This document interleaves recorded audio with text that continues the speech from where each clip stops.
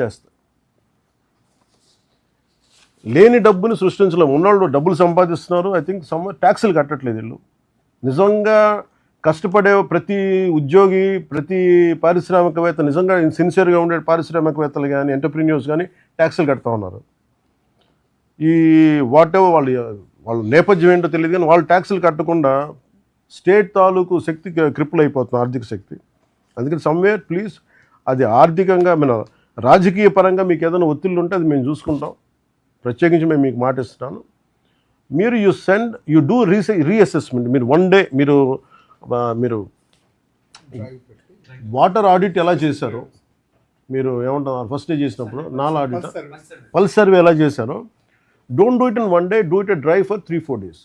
ఇంకా మళ్ళీ మీరు రేపొద్దున మిస్ అవ్వద్దు అనే పదం లేకుండా చూడండి. అంటే ఎంత పొటెన్షియాలిటీ ఉంది అంటే పంచాయతీల దగ్గర నుంచి రైట్గా రికవర్ చేస్తే 5,496 కోట్ల రూపాయలు. This is a possible potential which could come in to state Exchequer. దీన్ని నిజంగా కనుక వస్తే శానిటైజేషన్ రిక్వైర్మెంట్లు కావచ్చు, ఫిల్టర్ బెడ్లు కావచ్చు, ఉద్యోగులకి జీతభత్యాల పెంపకాలు కావచ్చు, వీధి లైట్లు కావచ్చు, ఇంకెంతసేపు మనం కూర్చోబెట్టి నిజంగా 5,496 కోట్ల రూపాయలు పొటెన్షియాలిటీ ఉంది మన ఆంధ్రప్రదేశ్ పంచాయతీలకి యాజ్ ఆన్ నౌ. ఇది కూడా అసలు రీఅసెస్మెంట్తో చేయగలిగితే.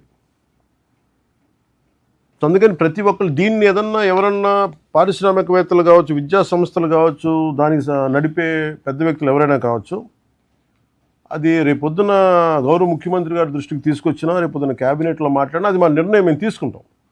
కానీ వీళ్ళెవరు ట్యాక్స్